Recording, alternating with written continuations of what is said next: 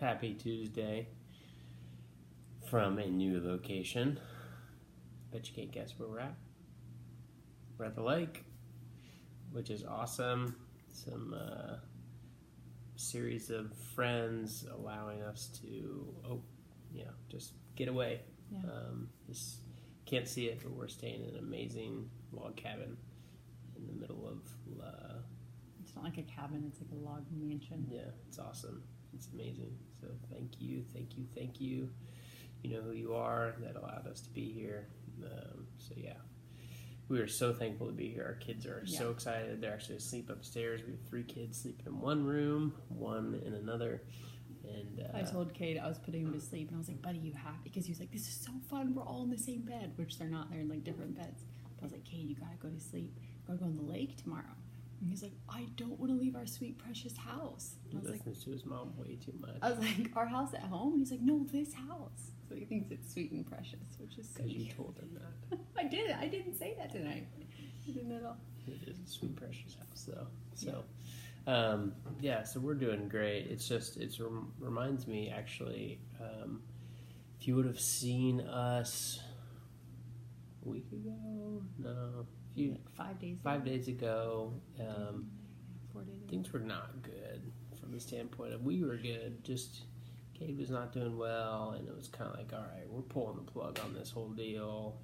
We're just gonna figure it out ourselves, and just really like, Lord, where are you? Our son is not doing good. Again, I don't want to go into too much detail, but you always hear the stories about like just trusting God, and he's right on the other side of the wall, like you're turning the corner, or he's on the other side of the mountain. You just got to get some vision, or get up to a high place, or that's been our week, and we're on the other side, and it's a good place, and we're really blessed to be here.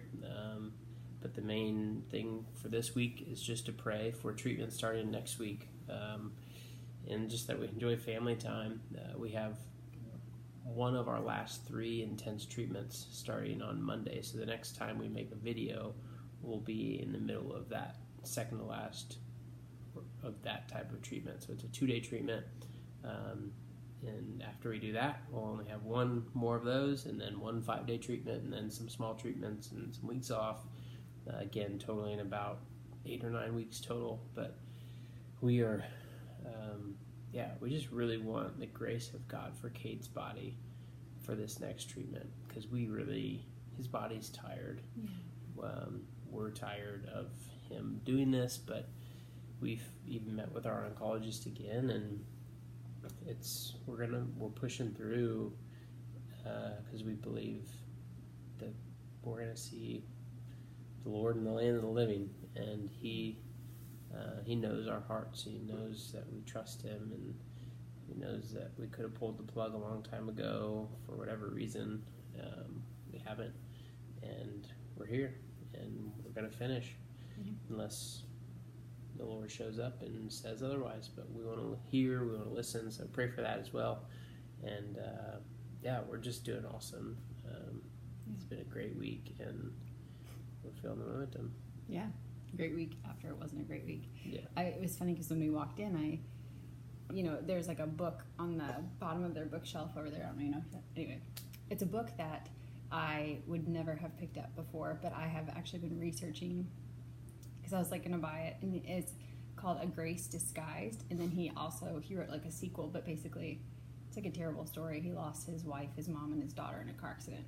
Like, so terrible. Something I would have never read before. But it's about his journey, and I just remember, like, in the very beginning of this, not knowing how to handle grief, and being like, other people have done this, and they've lived, and they've trusted God. Like, how did they do it? And so I just started reading a bunch of, I could only handle the introductions on Amazon. Like, I would rent, sample the book, and get enough into it. And probably couldn't even handle the introductions. Yeah. But, when I saw that book, and I was like, man, Lord, it's just so interesting how we go from those very low places, like last Wednesday, probably the lowest day I've had in a really long time, to really on the way out here, like the lush green, like Midwest summer is so my childhood. It's like driving on the way to the binder's house, and just the way that like life looked, and being like, wow, my kids are seeing this. And feeling totally at the top of a mountain. And just like as I was walking, I felt like the Lord just reminded me of Jesus, how he was a man who was acquainted. It says he's well acquainted with suffering and with grief, or a man of sorrows and well acquainted with grief. But then at the same time, children loved him and sinners felt really welcome around him. So he was like also, like he also said, like, they call me a glutton and a wine bibber because I like love life so much. And that same tension, you know, and I felt like the Lord just like dropped this phrase, emotional flexibility, in my mind, that like the key to like living life well is to like weep when you need to weep in the season of weeping, and then like, you know, like rejoicing when you can. And it's not like you're like living for the moment, but it is at the same time like squeezing all the juice from life that we can with the hope of heaven. Like, this isn't my home. This isn't Cade's home. This isn't our home. And if God gives gifts, like embracing the gifts, and then when it's hard, just like continuing to hold on. So I feel like that's like the journey we've been on is, you know, since November, the incredible low days, and then also really normal days. And I was just talking to Eden. You like walked out to the car, and I like saw the book and immediately started crying. She's like, "Why are you crying?" And I was like, "I don't know. I didn't think we would get here." And Eden's like such an old soul, and she's like, "It's because we're here with Cade, isn't it?" And I was like, "Yeah." She's like, "I didn't think we would have it this day." And I was like, "Me too." And she's like, "I didn't think we'd be able to go on vacations this summer." I was like, "Me neither." She's like, "It's been a really great summer." And we were just we were just talking about how our hearts so wanted her to have a good summer. And so even that is like the Lord just like so kind. He's so kind in the middle of, you know, all that she saw last week, that her little 7-year-old mind can still say it's been a really great summer, and we are like swimming in blessings at the same time. Is so awesome. My parents come in next week, and I can't wait for just that extra level of support with the girls. But as always, we're like incredibly humbled just by the amount of people that are with us and praying for us, and all the different ways that people reach out is just amazing, and it makes the journey so much more bearable. And I think it inspires us. Like we always talk about, like, man, from here on out, we're going to live so differently and react so differently when we hear about crisis, because we know how every little thing has added on to itself. Like every person has helped bear the load in whatever capacity they can. How great that is. So we're so thankful for our friends and the network of our friends, even people we don't know who are praying. It's been just really awesome, and we are so thankful for it. And we'll be back next week with some legit prayer points.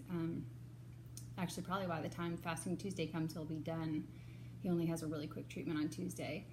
So we're just praying into his heart being protected. One of the medicines causes a lot of mouth sores, and we ordered like a supplement to try to help with that. So we're praying that the mouth sores aren't as bad. We're praying that he doesn't have as violent a vomit, basically. And no vomit would be awesome, and that his heart would stay protected from this medication, and his kidney as well, his one kidney would do great. And we're going to enjoy this week before next week, and then we're going to trust God next week, because that's how he tells us to live. So anyway, if you need to be encouraged, I heard a great message at church this past Sunday. Karis gave a great message at our church. Look it up, Antioch Indy YouTube or AntiochIndy.com. I think it's AntiochIndy.com. But it's video, there's podcast, and she brought the house down. And I talk really fast, so it won't take you long. Love you guys. Have a great week.